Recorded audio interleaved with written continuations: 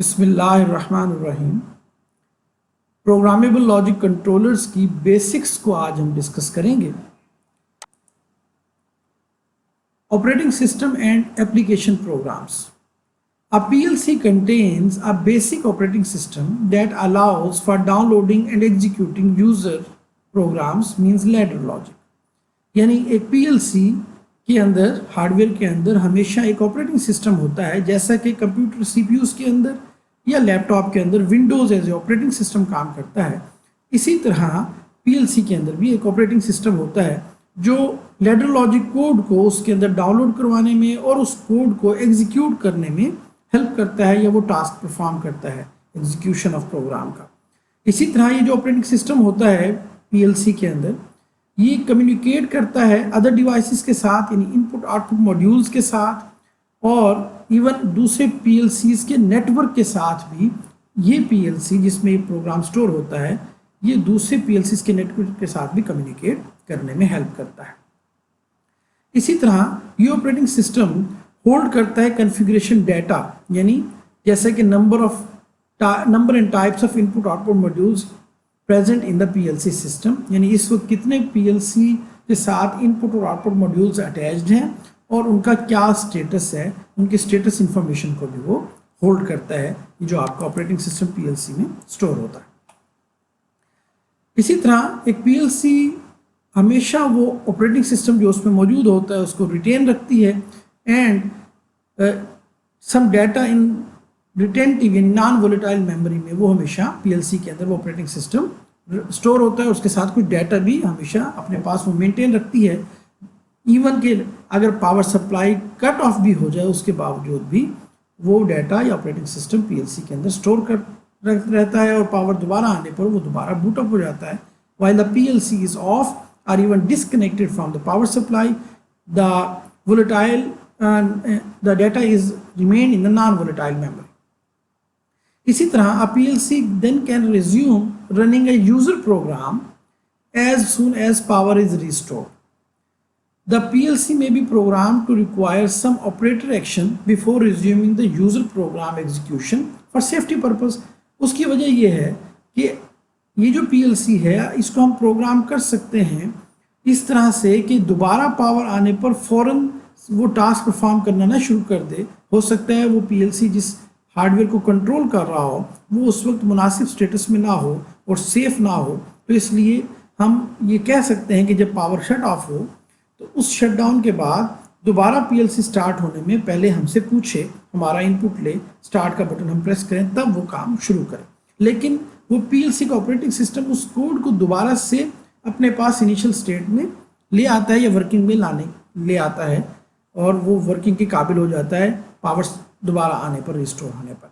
तो operating system जो है PLC का वो डिफरेंट टास्क परफॉर्म करता है, जिनमें कोड डाउनलोड करना, कोड को एग्जीक्यूट करना, दूसरे इनपुट आउटपुट मॉड्यूल्स के साथ इंटरफेस करना, इनपुट आउटपुट मॉड्यूल्स का स्टेटस अपने पास सेफ रखना, डाटा की वैल्यूज़ सेफ रखना, और इवन दोबारा पावर आने पर तमाम चीज़ों को वो हमेशा जो नॉन वोलेटाइल मेमोरी है वहाँ से वो आपको दोबारा दे सकता है।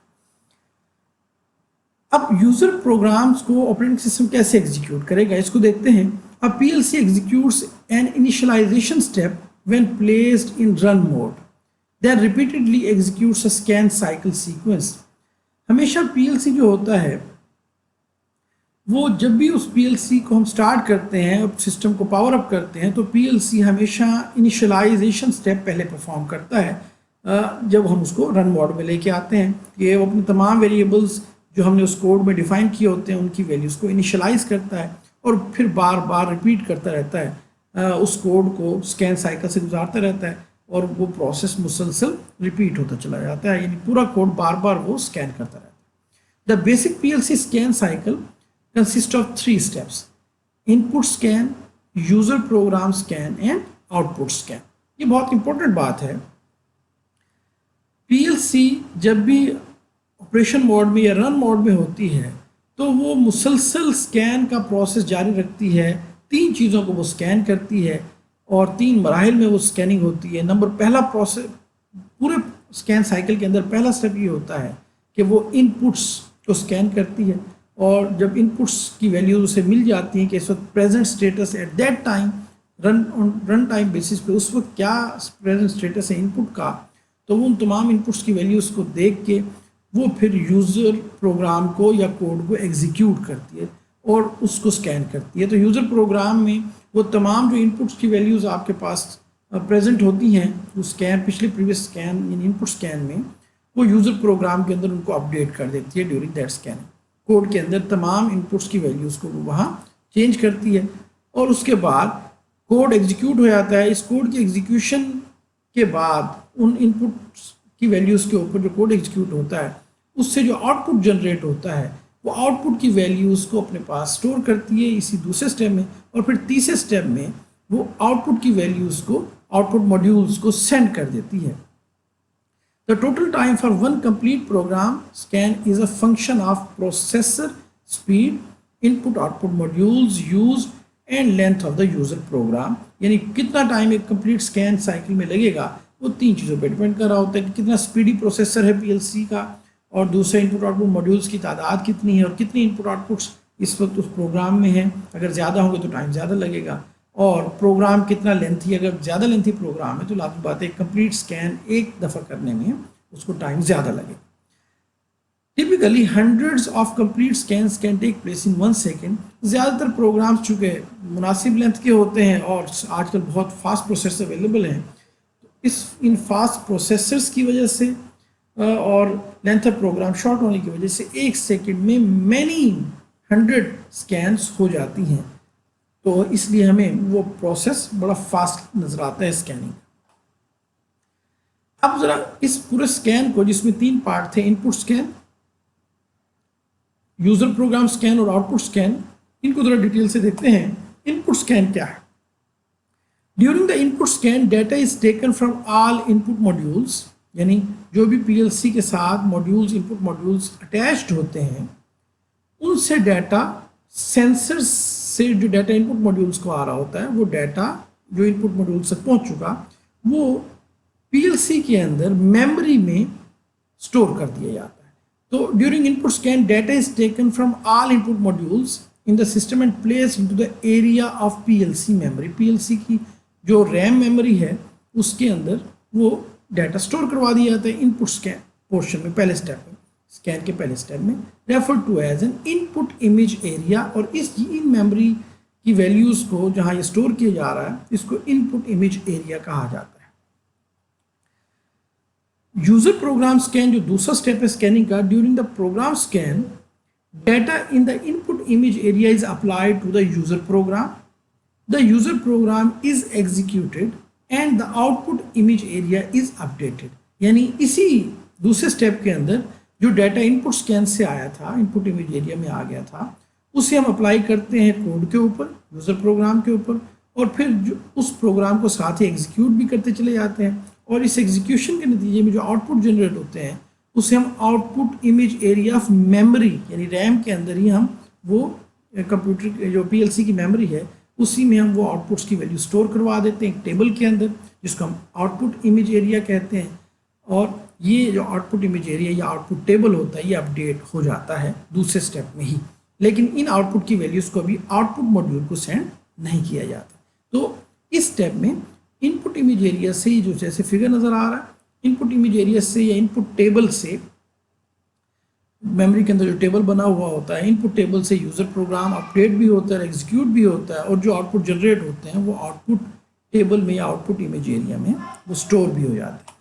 तीसरा स्टेप होता है आउटपुट स्कैन का। आउटपुट स्कैन के प्रोसेस में during the output scan data is taken from the output image area, जो अभी हमने थोड़ी देर पहले देखा है, send to all the output modules in the system. और फिर ये आउटपुट इमेज एरिया से तमाम आउटपुट मॉड्यूल्स को डाटा, तो इस तरह आउटपुट इमेज एरिया से आउटपुट मॉड्यूल्स को डाटा सेंड कर दिया जाता है। PLC scanning considerations. अब ड्यूरिंग द स्कैन, जो स्कैन प्रोसेस हो रहा होता है उसमें कुछ चीज़ों को ख्याल रखना बहुत ज़रूरी है। Number 1, during the input scan input terminals are read and input image area is updated accordingly. यानी तमाम इनपुट टर्मिनल्स को हम रीड करते हैं, जो इनपुट वायर्स होती हैं जो आपके इनपुट मॉड्यूल्स के साथ अटैच होती हैं, उन पे जो भी वोल्टेज की वैल्यू है 5 वोल्ट है, 0 वोल्ट है, यानी जो हाई है या लो है, ये वैल्यूज़ हम रीड करते हैं और उससे इनपुट इमेज एरिया अपडेट हो जाता है। During the program scan data in the input image area is applied to the user program and the program is executed, instructions carried out in the sequence। वो तमाम जो instruction जब program code होता है वो एक सीक्वेंस में उसको हम एग्जीक्यूट करते हैं कि जो पहले कोड लिखा हुआ है वो पहले, उसके बाद दूसरी लाइन, फिर तीसरी line and up to song, तमाम जो सीक्वेंस है वो बरकरार रहती है और उस तरह से हम कोड को एग्जीक्यूट करते चले जाते हैं। The output image area is updated appropriately, और साथ साथ जो आउटपुट जनरेट हो रहा होता है तमाम कोड के अंदर वो हम आउटपुट इमेज एरिया को अपडेट करवाते रहते हैं साथ साथ। During the output scan data associated with the output image area is transferred to the output terminal, और तीसरे स्टेप में आउटपुट टर्मिनल को डाटा सेंड कर दिया जाता है, जैसे हम बार बार पहले भी डिस्कस कर चुके हैं। It is important to understand that the input program and the output scans are separate independent functions, यानी input program and output scans, ये तीनों scans जो हैं वो अलग अलग functions हैं। Any changes in the status of the input devices during the program or output scans are not recognized until the next input scan, यानी अगर इनपुट डिवाइसेस में अगर वोल्टेज फर्ज किया पहले किसी एक टर्मिनल पे 0 वोल्ट था और वो 5 वोल्ट हुआ, तो उसका जो चेंज आया वो इफेक्ट नहीं करेगा अगर हमारा जो पीएलसी है वो इस वक्त प्रोग्राम स्कैन में चल रहा है या आउटपुट स्कैन में चल रहा है, जब तक कि अगले स्कैन में जब तक इनपुट स्कैन नहीं हो जाती, इनपुट स्कैन में वो वैल्यू अपडेट नहीं हो जाती, तो फिजिकली वोल्टेज का चेंज होना उसको इफेक्ट नहीं करेगा। हाँ, जब इनपुट स्कैन दोबारा होगा तो वो रीड करेगा कि इस वक्त वोल्टेज चेंज हो चुका है, इनपुट इमेज एरिया अपडेट हो जाएगा और फिर वो आगे प्रोग्राम स्कैन में और आउटपुट स्कैन को इफेक्ट करेगा।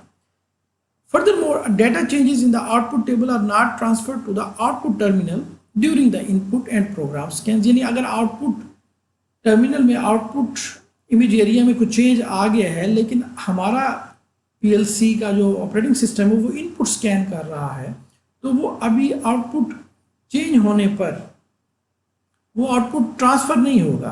प्रोग्राम स्कैन के अंदर आपने आउटपुट टेबल अपडेट किया लेकिन आउटपुट आगे जाएगा नहीं जब तक कि वो आउटपुट स्कैन में नहीं आएगा।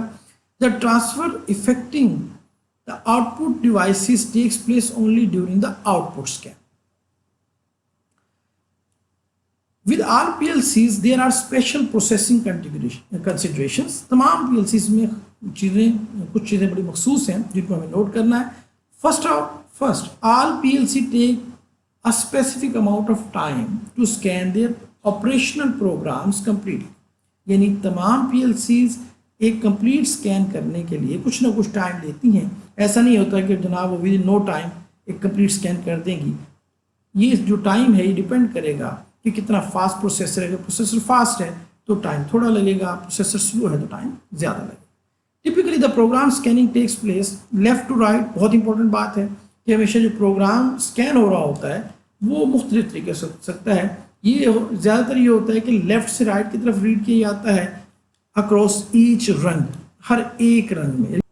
ये रंग क्या है इसको देखने के लिए, इसको समझने के लिए इस फिगर को देखते हैं कि ये जो एक कंप्लीट लाइन है जो हाई साइड और लो साइड तारों को आपस में मिला रही है कोड के अंदर, इसे एक रंग कहते हैं जिसमें एक आउटपुट होता है। तो ऐसा कंप्लीट पाथ या ऐसा कंप्लीट एलिमेंट्स का सेट, प्रोग्रामिंग एलिमेंट्स का सेट जिसमें एक आउटपुट हो उसे एक रंग कहते हैं। तो जब भी एक रंग को रीड किया जा रहा होता है तो वो हमेशा लेफ़्ट से राइट की तरफ स्कैन हो रहा होता है। अब फिर अगले रंग में आया जाएगा, फिर लेफ़्ट से राइट की तरफ रीड किया जाएगा। तो इस तरह से स्कैनिंग जो है वो रंग के अंदर तो लेफ़्ट से राइट की तरफ होती है, लेकिन रंग से रंग में जाते हुए टॉप से बॉटम की तरफ हम मूव कर रहे होते हैं। तो typically the program scan takes place left to right across each rung and from top to bottom rungs in order. Usually the complete ladder scan time is a few milliseconds, क्योंकि बड़ी तेज़ी से movement हो रही होती है तो वो फ्यू मिली सेकेंड्स में ही कंप्लीट स्कैन हो जाता है।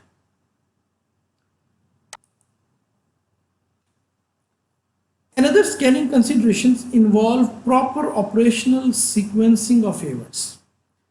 यानी ये भी चीज़ देखने वाली है कि वो जो इवेंट्स हो रहे होते हैं वो उसमें प्रॉपर सीक्वेंस होती है and output might not go on immediately in sequence as it would in a relay logic system.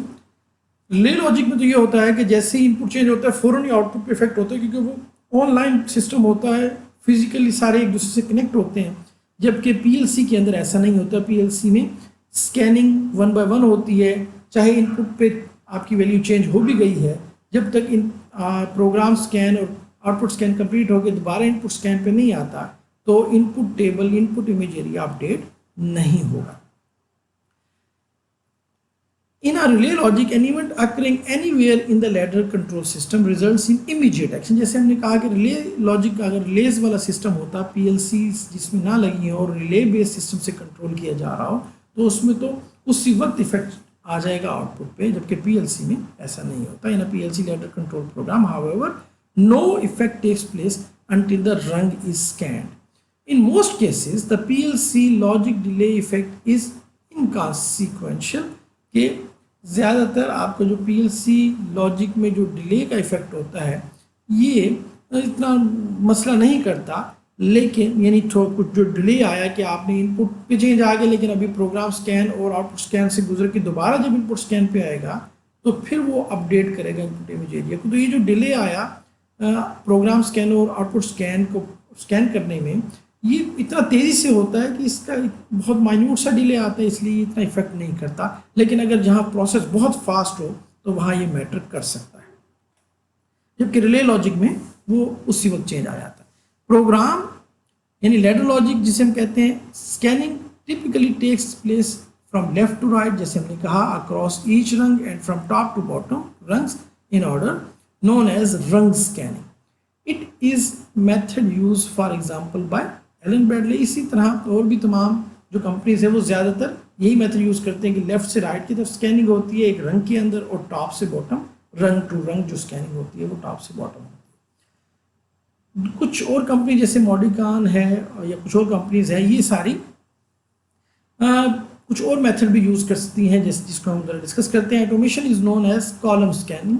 इस तरह जो दूसरा मेथड उसे हम कॉलम स्कैनिंग कहते हैं, और यहाँ पे processor looks at the first contact at the top left corner and reads the first column from top to bottom.